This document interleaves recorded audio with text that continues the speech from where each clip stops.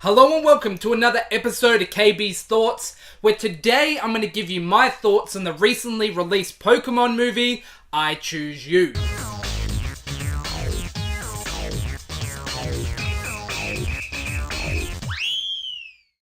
Now let me start off by saying my knowledge of Pokemon is quite limited, as I only really watched the Indigo seasons in the first movie, and I stopped watching the show during the third season, Pokemon Johto, so take these opinions as that of a novice or just a casual Pokemon fan, and I'm definitely no expert.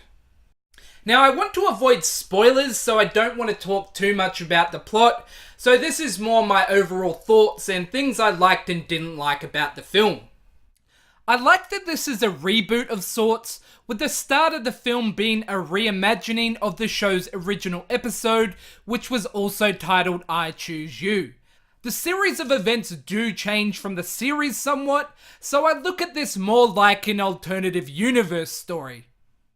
The film does a good job at mixing old elements from the Indigo League seasons, but combines it with new elements such as the newer seasons Pokemon, as well as new characters such as Verity and Sorrel, who replace Misty and Brock, and they also add an antagonist in the form of a cruel Pokemon trainer who's focused more on strength rather than compassion for the Pokemon, and his name is Cross.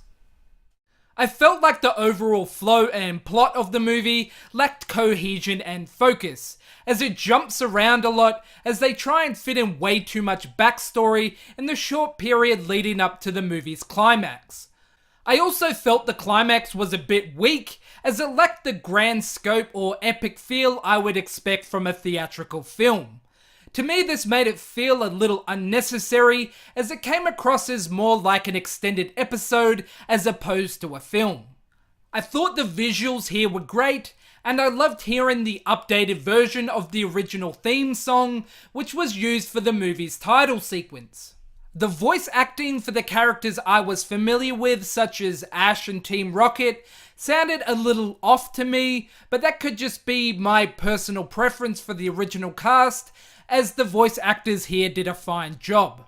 I do feel like Team Rocket were written into the movie just as a bit of fan service, as they had no real impact on the plot. What I really liked was the story arc revolving around the mysterious legendary Pokemon Ho-Oh, which did appear in the original TV series' first episode.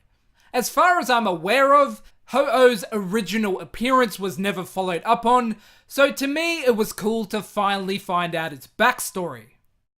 Now, the biggest fault I saw with the film personally, and apologies if this is considered a spoiler, but having Pikachu briefly speak English near the end of the film was a total cringeworthy moment, at least for me. And it totally comes out of nowhere, and it seems completely unnecessary, so I could have really done without that being included in the film.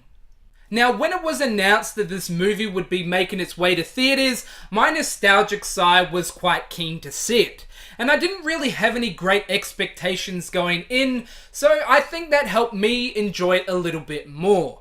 Now, my overall thoughts of the movie was, it was just okay. It wasn't really bad, and it wasn't really good, so I couldn't really recommend it to anyone outside of those like myself looking for a nostalgic kick, or anyone who's a hardcore Pokemon fan, but undoubtedly you guys would have seen it anyway.